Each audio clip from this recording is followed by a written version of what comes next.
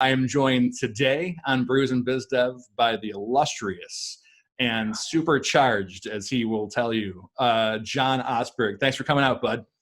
Hey man, thanks for having me, Paulie. Good to And be just here. to hit in to your brew. So the brew we are featuring today, per John's recommendation, yes, the Nitro Cold Brew from Starbucks. Giddy up. That'll get you going. Yeah, I already had some dark roast today too, so I'm going to be bouncing off the walls here. Oh, that is creamy and delicious. The crema, they call it, or is it crema? Mm-hmm. Jog or yog, or soft Yes. nut. Apparently, you just run for extended periods of time. Yes. Is this what creme de fraiche is? All right, so tell me about. Let's just kick in with cold brew. Right, we'll get to BizDev as we get to it. So you had the option to feature whatever you want. You went with the Starbucks Nitro Cold Brew. So why? What does it mean to you? Oh, great question. Well, I just want to do an early disclaimer that if I start speaking too fast, just tell me, do some sort of visual thing, because I'm already feeling the effect of like just one sip. It's a funny story, actually, Paul. I actually don't really drink coffee. I never, literally, I just don't drink coffee. Never really liked it. And last year, a good friend, shout out to my buddy Bob Kowalski.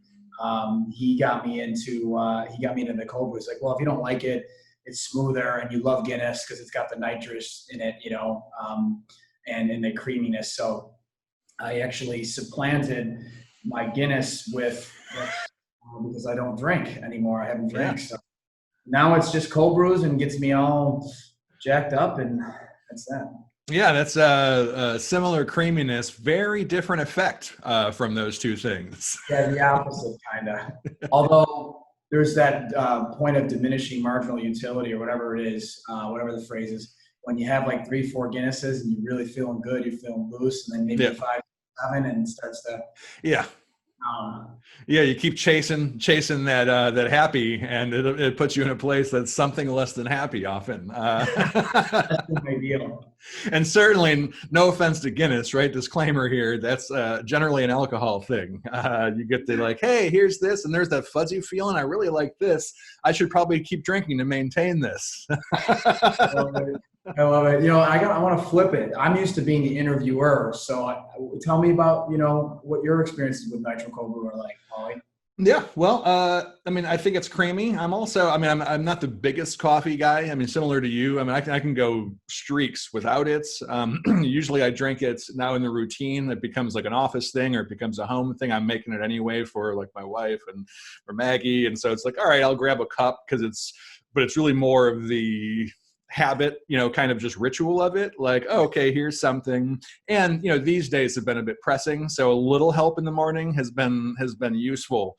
Something's got to pep me out of the social media rage I can get into early in the morning and get moving into the day. On that one. Today I've probably erred, frankly, because I already had a coffee, and I grabbed some at a pinch yesterday from Wegmans on a quick run that I wasn't expecting, and they were pretty well cleared out there. If we thought the stores were pretty well cleared out before, when you add this situation on top of the pandemic, it is ghost town and a lot of security. So I had to get an espresso, kind of, basically. So I already had black espresso this morning, and I'm pouring this Nitro Cold Brew on top of it. So I'm taking one for the team. It's because I'm a journalist, and I'm trying to. Engine going, man. Keep that. I'm gonna be going strong, probably by even at 3 or 4 this afternoon. I'll have to switch to a different kind of brew at that point. Or that. Yeah, water before then. But yeah, no, this is definitely. It's definitely, you can pick up that nitro creaminess of it, and otherwise cold brew, in my experience, is always pretty potent. So it certainly tastes fine, and I'm sure my stomach is going to be not appreciating me shortly, and then whatever from there. But as far as coffees go, I think this is nice and creamy. And I'm also not normally like a Starbucks type. Like, I'd much rather hit a local spot. And find something, because I'm one of those. I'm so woke. It's really incredible. If I can just talk about how great I am for a second. But yeah, no, good choice. And I knew starting the series, like, one thing, and maybe you can call it a challenge, I guess, if you want, I was thinking more of the beer side, because coffee, since I don't care that much about it, it's like, yeah, I mean, I've had bad coffee, I've had good coffee, like I'll have whatever coffee people are doing. Beers, there's just somebody you don't like, right? There's a wide range of things that it can be called beer, and I probably don't like most of them. But if I have to at some point in the series pivot the routine I'm doing to like, hey, you feature whatever beer you want, I'm going to go ahead and just drink a Hayburner. I was going to say it's the Big Ditch Hayburner. I already know it. I was going to guess it for you. And if Yeah. I was still sipping on Grandpa's cough medicine, it would be Guinness. But Yes. Yeah, Guinness, Hayburner. I think I got a Stella meeting session coming up soon. I had a Hamburg Lakeview Lager with Mr. John Capel, who you know. Brother. Yes. Yeah. So he's into the lagers, he's really got the country boy, like the easy drinking lager thing going on. So, and again, it's solid and it was nice to have around. But yeah, if anyone gets a little weird or a little heavy, like stouts and those kind of heavies, I haven't been the biggest fan of, especially once it starts getting hot and humid, like get that away from me. So hopefully everyone will keep it light for the next few months, but we'll see. But this is a good choice. So out of only a few rounds so far, I commend you because, I'm experimenting. I feel like it's like a jackassy kind of, what was that Spurlock guy, right? He's like, hey, I can do anything for a month. Right. Like, hey, I can drink any coffee or beer for 25 minutes or so. And I'll be gone in right 3 minutes. So yes. Fine. Exactly. Like, yeah. So if I start going too fast, check me, or loud. I can get loud. I don't know if you know. I can allegedly get loud too. Yeah. Unbelievable. Oh, Marcus is up. Hey, buddy. So, BizDev. What I want to actually kind of get into first, BizDev land, because you are actually do a little business intro, right? Who are you? What business are you working for? What does that actually look like? What kind of BizDev are you engaged with? Sure, great question. Yeah, so just a high level on me: entrepreneurial business development professional, really involved in startups and small businesses, near and dear to my heart. Obviously, keeping it local, which I clearly didn't do with my Starbucks. We'll get back to Spot and others soon. But yeah, and so currently I'm with Hoffman Hannafin and Associates for a risk management firm, commercial insurance, personal insurance firm. Actually, quick shout out to John Gavigan, Endeavor, West New York. He's the reason why I had that opportunity come to fruition last year. So risk management, I am the business development director. So using the network that I've amassed in 7-8 years of my career to kind of, build the clientele out even further, and maybe in some new spaces, some new niches. I come from cybersecurity, I come from software development, come from sporting goods technology, and then just a bevy of other industries that, or even companies and opportunities that I'm bringing to fruition. So, so a little high level on me, and obviously it's been quite the time, as we had mentioned earlier, with the pandemic and now the some civil issues happening and unrest. So things have been interesting. It's a good time to be firing the show up because it's more of an unorthodox approach to business development, which could be the new way to go about business development. We're going forward with our new reality. So yeah. Yeah. These challenging times, these unprecedented. Yes. These unprecedented times. Obviously it's true, and there's a lot of respect and empathy, sympathy that we can have for what's going on. But hearing that on the radio, on TV, and just and obviously LinkedIn too, crazy. Yeah. We've probably talked about this before. I certainly spout off on it quite a bit. The bad messaging, nothing quite gets me like, which of course is very subjective, right? Some of this stuff could work very well for all I know. I just hate it. And that's the way it's always been. That's why I'm in marketing, is like, it's my way of like driving a mission against all of the terrible marketing that's out in the world. And yes, the messaging around that you can tell it's not really empathetic. right? There's messaging like, because you can talk like a human, or maybe if in week one of this stuff, you were out there and you're like, you know what, because we're this kind of company and we care, what do you need, what can, but the 3 months in, we're in unprecedented times and our brand really cares. Like, you know, like, yay, you've never cared about anything ever.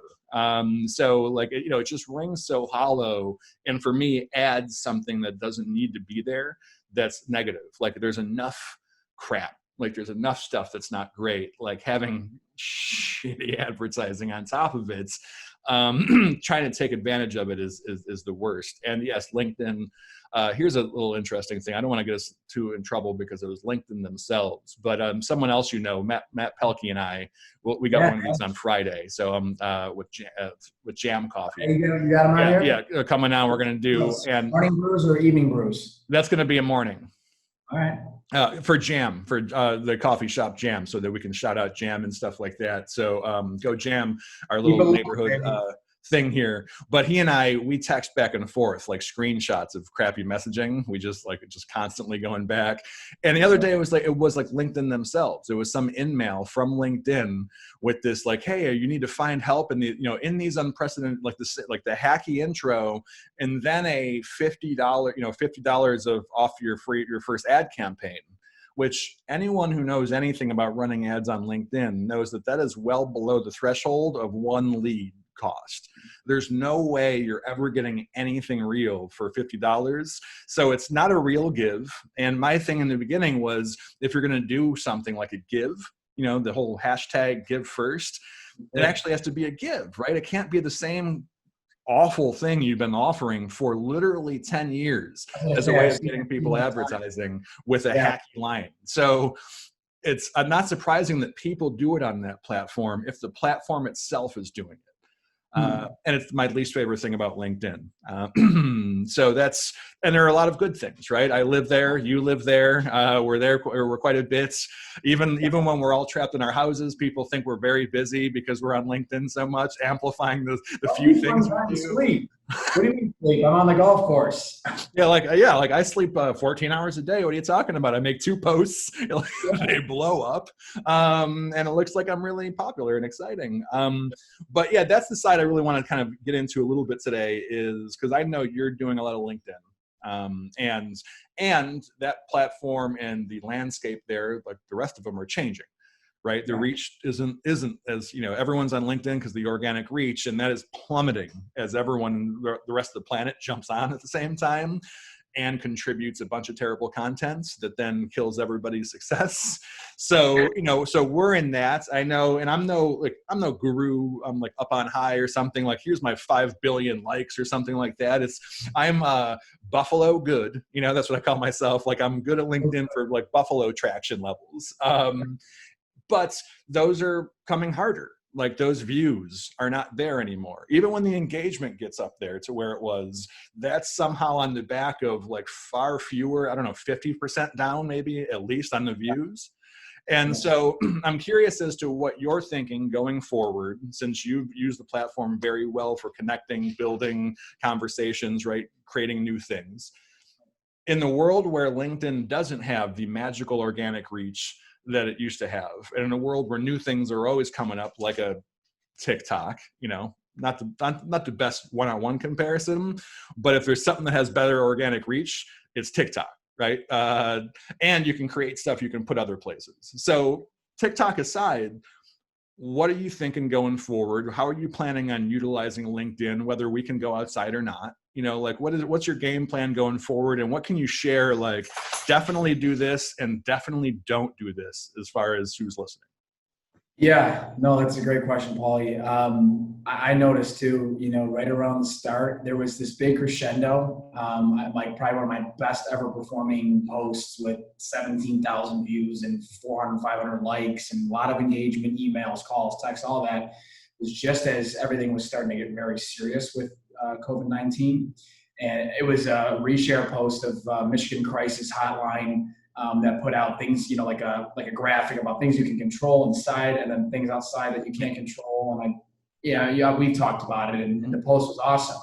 So I'm thinking like, all right, 12, 13,000 followers. I've been growing this thing for over a decade. Like I'm starting to really get that traction. And then things got really serious, layoffs, just a ton of just chaos in so many ways. And yeah, then you start seeing the 1,000 views, maybe, limited likes. The algorithm is putting it in places that maybe it doesn't belong, or the algorithm's not, really even catching it, and you're not getting the visibility you had hoped. So then you do the old delete, and then in your head, you're like, I'm just going to reshare it tomorrow because this is really important. I want people to see it. So I did that maybe a few times in the beginning, and I'm like, that's just dumb. Like, people are going to see it. You're going to get it out there. It's not going to make or break anything. So I went to this kind of guerrilla warfare style where it was like any time of the day, if something good came up, I was throwing it out there. I was changing around the format a little bit. I wasn't tagging as many people because I know people were getting just so inundated by all sorts of other crap with COVID-19.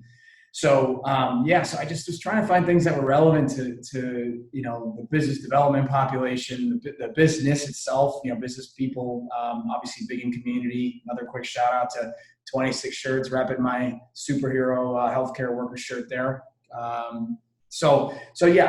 Community and things that I found useful that helped me with my mindset and going through this roller coaster of life. So I guess what I'm saying is, if I found something valuable, I wasn't as concerned about the traction because I was still getting it out there. And even if it affected 10 people in a positive way, I was okay with it. And, again, going back to some of the things that you see that you just kind of shake your head at, a lot of messages coming in, that are this long from people I barely know or haven't talked to in a while. And so when you ask the do's and don'ts, I'd say the do would be, don't overthink the posting of content that you find meaningful and relevant, and that might uplift and empower other people and affect positive change. Own it and just get it out there. And you can find other ways to get it out to other platforms and stuff. Obviously, LinkedIn is our focus, my focus and yours. And the don'ts are, we kind of already hit on it. It's the messages that you get that just, you see the posts, or you get the long email or the long message. So I think those are two of them.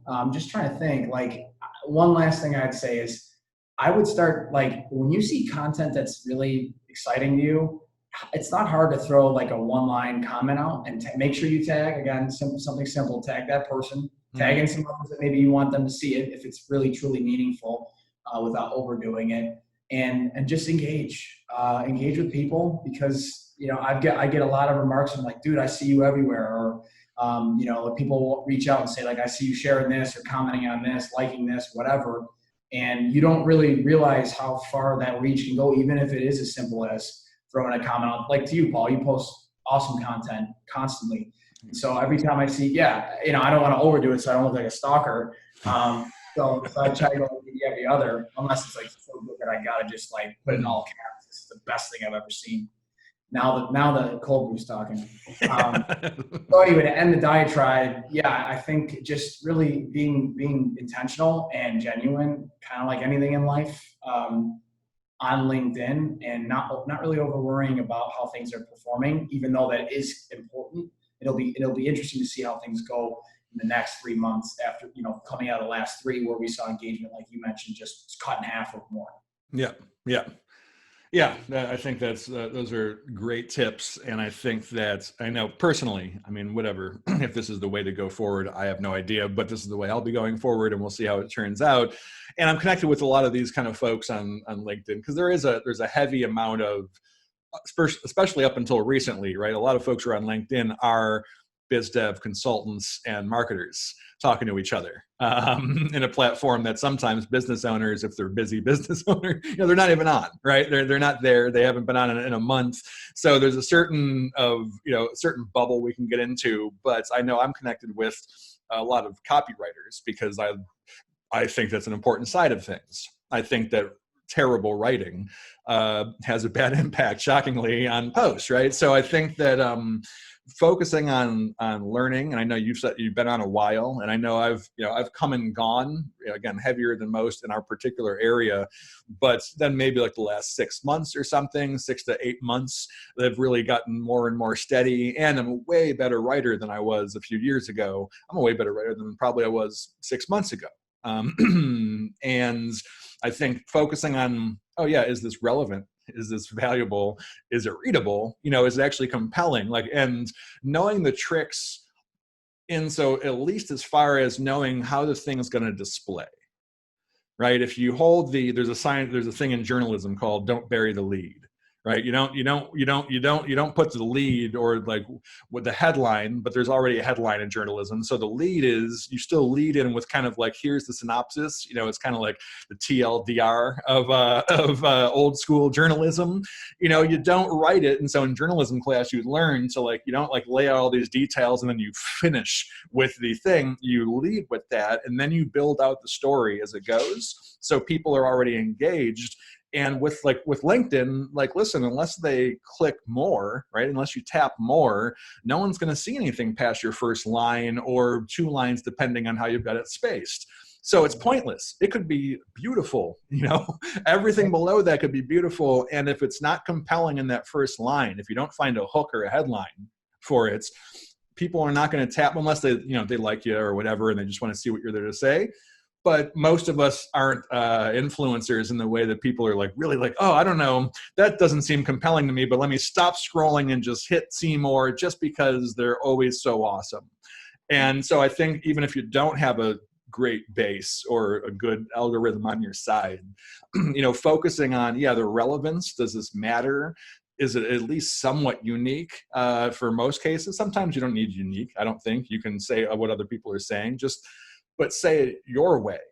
Right. And that's, I think, where people, content creation, LinkedIn in particular, come up short, because it is a business, professional, fairly buttoned down environment. They really lean on the super positive heavy, any kind of social. I mean, it's really, it responds to certain stuff and not so well. But I've been excited because with good writing and good content, and unfortunately the kind of crap that's happening around us, there's a little more real life in LinkedIn. More people are engaging in a writing, and they're not copywriters or marketers necessarily. They're people who are expressing themselves and talking about stuff that matters, whether we think it's appropriate for a platform or not. And I think that more of that, more good writing, people learning what their own voice even is, let alone then being able to speak in it and write it, which is different, right? Writing is different than speaking.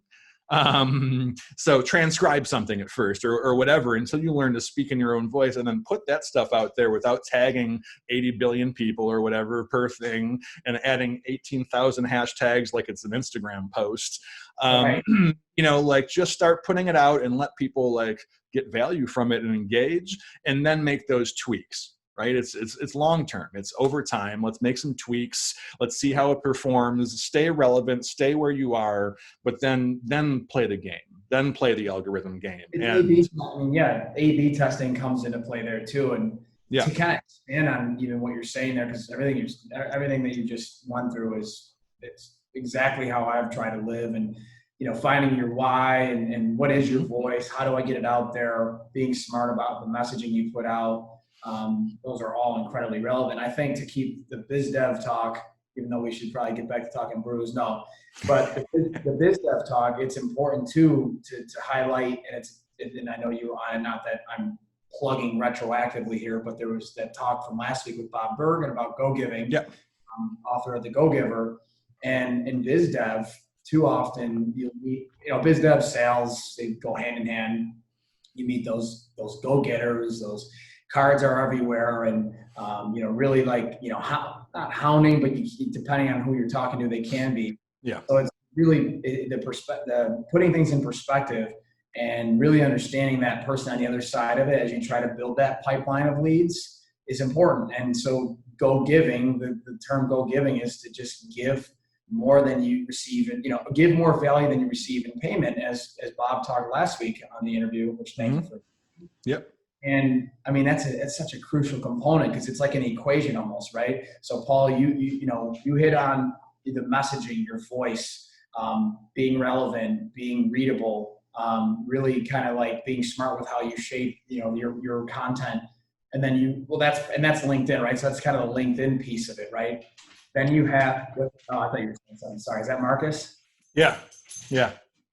So yeah, that's one of the pieces of your, of the equation. The other equation then is, okay, how do I get my messaging out there? And how do I do it so that I can impact people in a positive way so that it disarms them for when it's time to really talk about, for me, risk management and insurance. Yep. Wherein I actually, funny, quick story.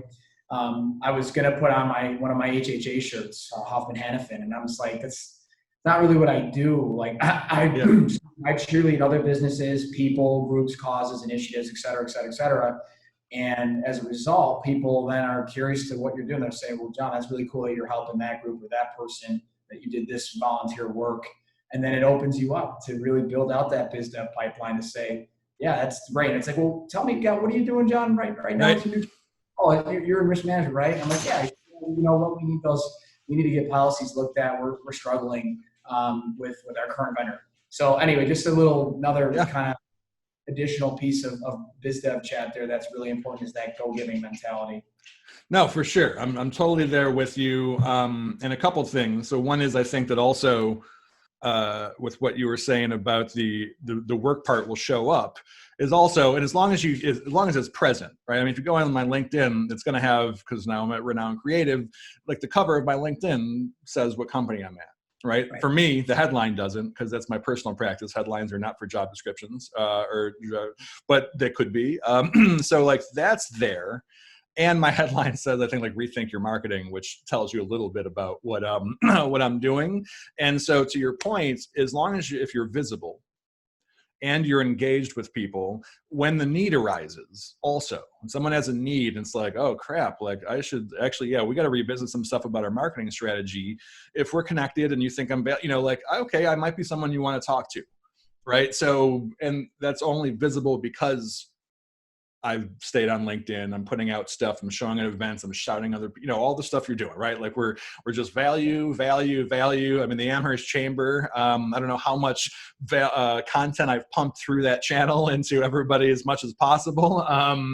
But as much as I can, and I've always done business that way, even when it was consulting and other stuff before. Like I am the guy, I might have consulted clients to say, oh yeah, you can't give away all your time, right? I mean, you do have to draw a certain line somewhere, because if you're just doing whole projects for free, thinking they're going to lead somewhere, that's not a good idea.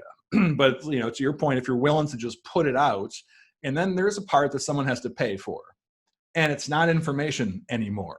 Like you can get that anywhere. There's 100 other people who's saying what I'm saying. They're saying some different version of it. But if I'm the one who's present, and I'm the one who's been helping, and I'm the one who's been in the community and in the things and all this, like that's probably going to be who you're going to go with, right? The visibility, credibility, familiarity, and actually liking and trusting, which, for some of us are harder to like than others at different times. And you have to build a lot of value around to compensate for what might be a dicey personality. So the one thing I want to ask you about, and this is coming out of nowhere, it is BizDev related, but it's also Bob Berg related, because like, I was in that thing you're talking about, and then I had a client thing come in. I'm like, all right, now I got to pop. And I was literally typing a question. So I'm going to give you a Bob Berg question, because it's the part that was most compelling for me. When he's talking about, we'll forget what he's talking about. I don't want you to answer as Bob Berg. Just this is you and my our philosophy, right? So authenticity. Sure. This thing about what authenticity is it just being whatever you naturally are and not trying it, just being however you are in any moment and saying, hey, that's authentic. Or, and then I believe actually on the other spectrum, and it sounded like what he was talking about. And, I don't know. I don't think I agree here. This was going to be my question, is like, okay, then authentic to what? And if it's some standard that's been created, right? Like my higher self, like who says what your higher self should look like? So if it's for me, an inherited or externally imposed standard of something, which is probably where I'm going to pull my own picture of what I should be in the future. I don't know. Is it really authentic if it's only that kind of striving? Like, there's aspirational and then there's reality. And this is probably somewhere in between. And I know he even said like, oh, people who are like, hey, I'm just being authentic when they're being an ass. Like, right. Yeah, it can be a cop out for stuff. And right. some people are prone to be what other people would call asses more often. And my belief is if you actually, it's not a cop out if you put that out.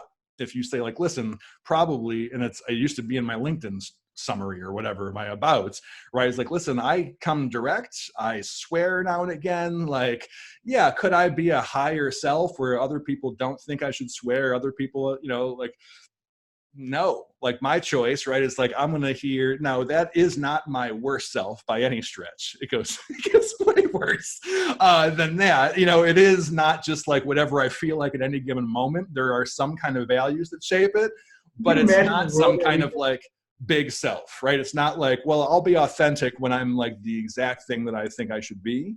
So I'm curious, where do you fall in the, what does authentic mean? Because we're talking BizDev, we're talking marketing. This is a word that people throw around, I do, constantly. What is being authentic in BizDev and marketing and providing value? What does that mean to you?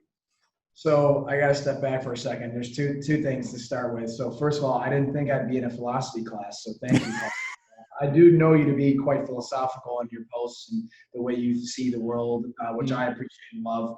So that's awesome. Second thing, and this is like totally you and me, like we're not even getting recorded right now, but I gotta say it anyway, slightly watered down than what I was originally thinking. But back to that, like that unapologetic self, right? And like Osberg talking about how you can't just be a jerk and then say, oh, it's just me. So I just had this like vision, like, like we're in a meeting one day and I just burp in your face and you're like, what the frick? And I'm just like, I'm just being me, authenticity, baby. Me doing me. Yeah. Like a serious like meeting with other people. And I was like, so anyway, I hope this even gets aired now. A watered down version from when we're going to cut everything except for this part, but this is going to be the only thing. You better keep this. This is awesome. People love this, man. Yeah. People. So no, honestly, I inherently, I think the higher self thing is flawed because if you are being who you are and you're being authentic, again, within the parameters of not being offensive or any of these other terms that we can use that will upset others within reason. Yeah. I think higher self is what's the word? I'm trying to think. Like it doesn't make sense because if you're being yourself, but appealing to a higher self, then you're not being yourself. So like, I think there's a fine line, and I align well with what Bob was saying, right? Like there's a Steve Harvey quote, and I might botch it, but I'm going to do my best to paraphrase. He says, take that thing that you do most, and it's easiest for you, let me think about this. I had it on my phone somewhere. Take that thing that you do, where it comes easiest to you with the least amount of difficulty, same way to be said, and that's your gift, or that's your essence. So for me, and similar to you, candor, humor, openness, wanting to give, there's a lot of like just eccentricity. I mean, everyone, that's the other thing too, that's the infamous or the well thought out, like, is there such thing as normal? Like, what is normal? Like in terms of personality traits, there's really not one, because we're all our own person through environment, through upbringing, through genetics, whatever. So I'm all over the place now, getting overly philosophical. Thank you. But I think in the sense of BizDev and marketing and sales and all of that, I think, I hate to say it, because like it's a performance-driven line of work, and so likability and trust are important. So if you're able to use your God-given talents and personality traits that can exude the trust, likability, the expertise, that oozing of expertise to your prospectors, to your clients, while still being that natural flavor of yourself. So for you, it's sometimes. I don't know if I was thinking rambunctious, but I wouldn't say you're rambunctious. You're just, you have high energy. You are, like you said, direct. And for me, similar personality traits. You weave that in a way that then also incites trust in the other person or the buyer, and likability, where they appreciate who you are. Like, for instance, Paul, say you're my prospect or you're my prospect, and I'm at my first job at Emergence Tech Group, Brian Lehman, shout out, selling software development. This is a real life thing. Years ago, I was, a young kid, and I'm on a tangent here, but just one last remark. I remember having this awesome opportunity queued up. I had worked on it for 2 months, I'm like 23, 24. I'm all excited, big commission, whatever. And I'll never forget in the meeting, we're sitting with the CEO, and he's like, the guy's ready to sign the contract. He's just asking a few questions. And Brian just kicks back and goes, you don't actually really need this. And I remember looking at him, I'm thinking he's kidding. I'm like, in my head, I'm like, Brian, what are you doing? And like, everyone wants this. It's the right thing. At least I thought it was. And Brian had done some other research unbeknownst to me on how he can, this particular prospect was able to get certain, features, things with other, platform services, whatever.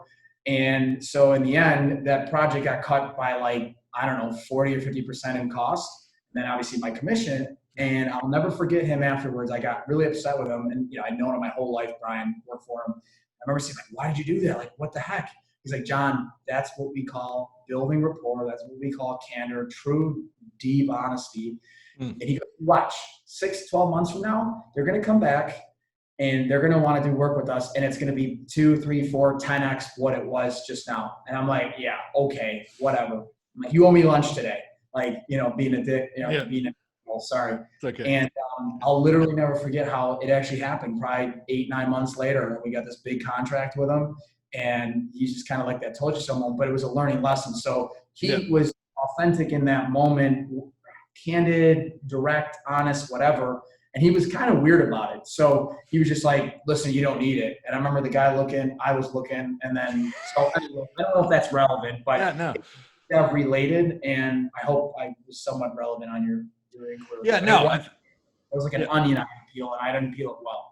Yes. Yeah, no, I'm sure. I can imagine how frustrating that would be in the midst of it. But I think that's a good example of, well, I think, and to your point, I mean, there's one thing as a person, just as a person, right, in life.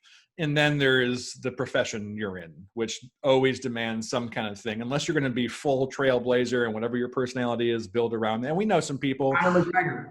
Yeah, exactly. Well, and I'm thinking also like there's and you build this with team. That's how you get other things done, is because it's not just about you and your idiosyncratic personality, but like Alex Villafranca, right, at Arbite. Total internal, quiet, introvert kind of guy, running a company, and it works because he built the team the right way. He seems to see really well, like, oh, this is not my thing. So I need to plug in someone who that's their thing, because I'm not going to take the normal advice, because I'm not the normal out front, hey, I'm an entrepreneur, like, check me out. It's not that. And I think that there's that's, unless you're doing that and you can build team and totally supplant, if you're joining someone else's team, you don't have that kind of latitude. So I think that there's always, in business, it's always going to be inauthentic somewhat. Right? Because you do stop somewhere. You have to be likable, trustable, all that kind of stuff. And the likable, and especially a community like ours, really fucking matters. Yeah. More than it should. It's more relational in a community like this than it's actually smart. But that's human, right? And that's our community. So I think that's, like, for me, how I put myself out, I feel often like it's risky enough, right? Because I do lose opportunities, business relationships, especially recently when stuff really kicks in. I really get engaged and involved, and my filters really just kind of come off. This happens every few years as our country blows up every few years. But I think that's like authentic as you can be, where you still can engage people and they still like you and there's still enough room. And if you're selling for a living, then that has to be a large enough group of people that pay you and make the company money, right? And then as long as you're inside of that, then do what you want and figure it out, and let people lose certain people. There are plenty of people that I'm not in contact with business-wise. I wrote about one on LinkedIn the other day. I'm so okay with it. It's a way better life being not in the same conversation as some folks. And we don't all have to divide over everything, but it's not bad to know where you stand and to know who your natural people are, and then build business in those circles. So you're not, for me, the being really fake thing is a murder sentence. Like it's so against everything about me.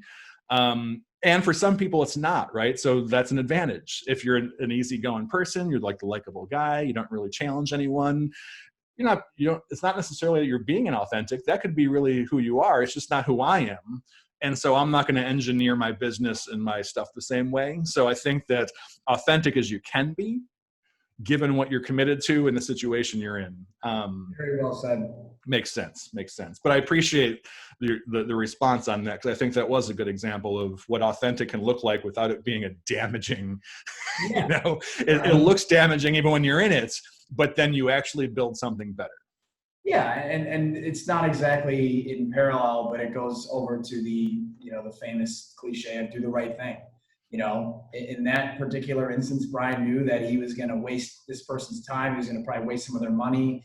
And he just came right out flat and said it. So he was his authentic self, which was that candid, direct, I love Brian, but, software developer his whole career until he started at ETG. So, nerdy, introvert, and so he played those strengths. And strengths by, saying traits, those are his traits, but they end up being your strengths. Yep. For you, me, we're vocal, we're passionate, we're outspoken on things that we really care about, and intertwining that in the way that you do business is so important, because you want it to align with your passions and who you are, who you were created to be by whatever power, whoever you believe in. And doing that, then what's the point? So yeah, cool. All right, bud. Well, we got off in a total tangent, a totally different direction than I even was thinking about when we started the conversation. But I love that. I love that shit. I appreciate you. And now I'm going to cut you loose so you can get on to the rest of your cold brew. I'm probably going to have to kill it. It's gone. I'm going to go run 20 miles now. Oh, man. Yeah, I'm already starting to light on fire inside. I can feel it. So I'm probably going to ease down. But I appreciate it. Good recommendation. And thanks for coming out, bud. Thanks, brother. Enjoyed BizDev and Brews. This was fun. Thank you. Thank you.